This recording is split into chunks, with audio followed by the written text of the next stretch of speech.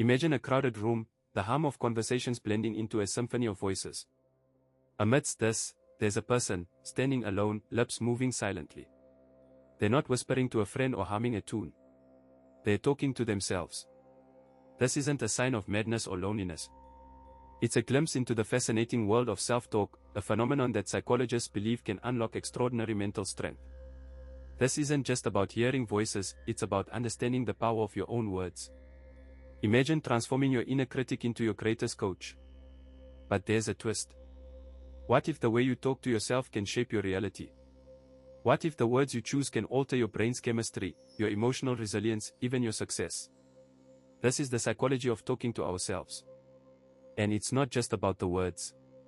It's about the rhythm, the tone, the silent conversations that no one else hears.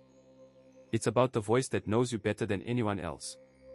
It's about the voice that can lead you to victory or defeat. So, let's dive in. Let's explore the hidden power of self-talk. Let's uncover the secrets of the voice in your head. Soliloquy, a term coined from the Latin solus meaning alone, and loci meaning to speak, is more than just talking to oneself. It is a sanctuary, a private space where thoughts are given voice, and the mind finds clarity. This phenomenon, often observed in individuals, is not a sign of madness or loneliness, but a manifestation of cognitive processing. It is a way for the brain to organize thoughts, make decisions, and regulate emotions. Imagine a person standing in front of a mirror, rehearsing a speech. They are not just practicing the words, they are also gauging their expressions, tone, and body language. This is an example of soliloquy as a rehearsal space, a concept aligned with the psychological idea of cognitive rehearsal. It is a way to prepare for future events, mitigating anxiety and increasing confidence. The soliloquy becomes a safe space to fail, to stumble, and to learn, all without the fear of judgment. Moreover, soliloquy can be a tool for self-confrontation, a term used by humanistic psychologist Carl Rogers. It involves talking to oneself in a way that challenges irrational or harmful thoughts. For instance, someone struggling with self-doubt might say, "Why do first always assume the worst?" This internal dialogue can lead to self-awareness and personal growth. It is a conversation with the self, a dialogue that can be as profound and transformative as any external conversation. This sanctuary of soliloquy is not just a place for rehearsal and self-confrontation, but also a source of comfort. It is a way to cope with stress and loneliness, a concept known as self-distancing. By talking to oneself in the third person or using one's own name, individuals can gain perspective and reduce stress. It is a way to step back from overwhelming emotions and see the situation more clearly. This leads us to wonder, what other psychological benefits might this soliloquy sanctuary hold? Think of self-talk as a mental soliloquy, a constant stream of thoughts that we all have, a conversation with oneself that influences our emotions, behaviors, and even our physical health. It's not just a monologue, it's a dialogue that can be positive, negative, or neutral. This internal dialogue is shaped by our experiences, beliefs, and perceptions. For instance, a person who has faced criticism might develop a harsh inner critic, while someone who was encouraged might have a more compassionate inner voice. This phenomenon is deeply rooted in psychological concepts like self-determination theory, which emphasizes the importance of intrinsic motivation and self-regulation. When individuals engage in positive self-talk, they are essentially reinforcing their intrinsic values, which can lead to greater self-efficacy and resilience. Consider the case of an athlete preparing for a competition. The athlete's self-talk can make the difference between a stellar performance and a mediocre one. Negative self-talk, such as, "First I'm not good enough," can create a self-fulfilling prophecy, leading to anxiety and poor performance.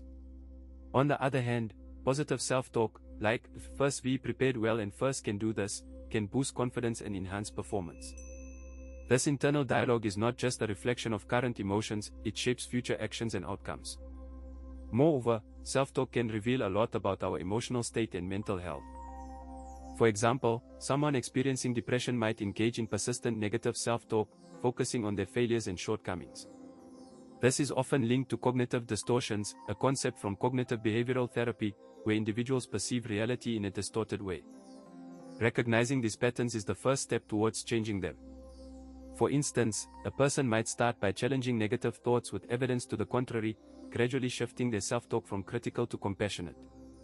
Understanding the nature of self-talk can provide insights into how we can improve our mental well-being. It's a tool for self-reflection and self-regulation. By becoming aware of our inner dialogue, we can start to make conscious changes that align with our goals and values. This awareness can also help us develop a more positive and resilient mindset, which is crucial for navigating life's challenges. The next step is to explore how these internal conversations can be transformed into powerful tools for personal growth and self-improvement. Self-talk is not merely an internal monologue, it is the architect that constructs the blueprint of our reality. It is the cement that holds together our thoughts, feelings, and behaviors. It is the silent narrator shaping our experiences and influencing our decisions. This process is deeply rooted in the theory of self-perception, which suggests that we infer our own attitudes and feelings by observing our behavior and the situations we encounter. It's like having a tiny director in your mind, constantly giving you cues on how to act, what to feel, and how to interpret the world around you. This director is not some passive observer, it's active, dynamic, and constantly shaping your reality. Consider the work of psychologist Carol Dweck and her concept of mindset. She found that individuals with a growth mindset tend to use self-talk that encourages learning and resilience. They might say, "First can't do this yet," instead of "First can't do this." This subtle shift in language can significantly alter their approach to challenges. On the other hand, those with a fixed mindset often use self-talk that reinforces limitations. They might say, "First, I'm not good at this," which can hinder their ability to grow and adapt. This demonstrates how self-talk doesn't just reflect reality, it shapes it. It's like planting a seed. The words you repeat to yourself become the soil in which your thoughts and actions grow. The power of self-talk lies in its ability to create a feedback loop. When you tell yourself something often enough, your brain begins to treat it as a fact. This is known as neural sculpting, a process where repeated thoughts and behaviors physically alter the structure of your brain. It's like carving a path through a forest. The more you walk that path, the more defined it becomes, and the easier it is to traverse. For instance, if you repeatedly tell yourself, "First, I'm confident," your brain will start to believe it and act accordingly. This is not about deceiving yourself, it's about rewiring your brain to see and interact with the world differently. It's about taking control of your internal narrative and using it to build the reality you want. This internal dialogue is also influenced by the concept of cognitive dissonance, a psychological theory that describes the discomfort we feel when our beliefs and actions don't align. Self-talk often acts as a mediator in this process, helping us to rationalize our behaviors and maintain our self-image. For example, if you believe you are a healthy person but find yourself eating junk food, your self-talk might rationalize this behavior to reduce the discomfort of cognitive dissonance. This could lead to thoughts like, "First, exercise more tomorrow," or "First, deserve a treat." This shows how self-talk is not just a passive reflection of our thoughts but an active participant in shaping our behaviors and perceptions. It's like a dance between our conscious and subconscious minds, where self-talk is the music guiding our steps. People often talk to themselves as a way to manage their self-presentation, a concept known as impression management in psychology. This is the conscious or unconscious process of trying to influence the perceptions of other people about an individual, object, or event. They might rehearse a conversation, critique their own actions, or even cheer themselves on. It's like having a personal director, constantly guiding a performance. Consider the person who paces in front of the mirror, practicing a difficult conversation. Each pause, each gesture, is a rehearsal for the real thing. They're not just talking to themselves, they're crafting an image, a version of themselves that they want the world to see. But why do they do this? According to sociologist Irving Goffman, who developed the concept of dramaturgy, people are like actors on a stage, constantly performing different roles. This performance is not necessarily deceitful, it's a way to navigate social expectations and maintain a sense of self. Think of the person who murmurs encouraging words before a job interview. They're not just nervous, they're preparing for a role, trying to embody the confident, capable person they want to be. They're using self-talk as a tool, a way to bridge the gap between their current self and their ideal self. However, this performance can sometimes feel like wearing a mask.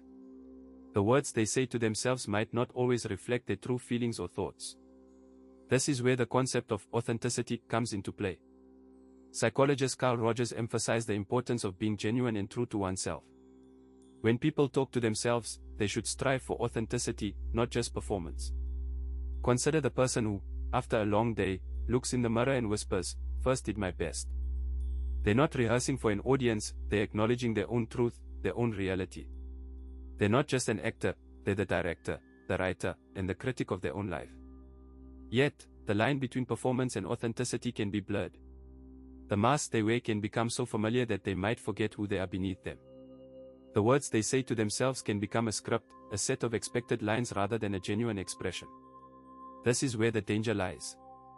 The performance of self can become a prison, a cage made of expectations and roles. But it's also an opportunity. Every time they talk to themselves, they have a choice, to don a mask or to reveal their true face. It's a constant negotiation, a balancing act between the self they are and the self they want to be. And in this negotiation lies the power of self-talk, the power to shape not just their performance, but their very identity. Self-talk is not just an idle chatter within the confines of our minds, it's a powerful force that shapes our emotions, influences our decisions, and ultimately, defines our self-perception. This internal dialogue is a form of emotional currency, a valuable resource that we invest in our inner voice, often without realizing its profound impact.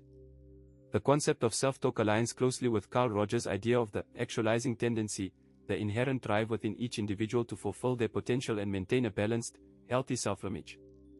Consider a person standing at the edge of a stage, about to give a speech. Their heart races, palms sweat, and a storm of self-doubt brews within. In this moment, the inner voice speaks, "You can do this. You've prepared well. Breathe." This is not mere encouragement, it's an investment in emotional well-being. The person draws from this emotional currency to calm their nerves and step forward. Conversely, a harsh inner voice can deplete this currency, leading to anxiety and self-doubt. This is an example of the self-fulfilling prophecy, a psychological concept where beliefs and expectations unconsciously influence actions and outcomes. A negative inner voice can create a cycle of failure, while a positive one can foster success. The emotional currency of self-talk is also about authenticity. According to psychologist Martin Seligman, founder of positive psychology, authentic happiness comes from being true to oneself. When we invest in our inner voice, we engage in a process of self-discovery and self-acceptance.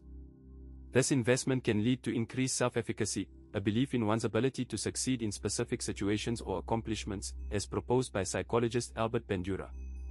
For instance, an artist who consistently encourages themselves to explore new techniques, despite initial failures, is likely to develop a strong sense of self-efficacy and ultimately, artistic growth. Moreover, this emotional currency is not static, it fluctuates based on our emotional state, experiences, and even physical health. Research has shown that chronic stress can deplete this currency, leading to negative self-talk and decreased resilience. Conversely, activities that promote mental well-being, such as mindfulness and self-compassion, can replenish this currency. For example, a person practicing mindfulness may notice their inner voice saying, "First I'm enough," which can foster a sense of peace and self-worth.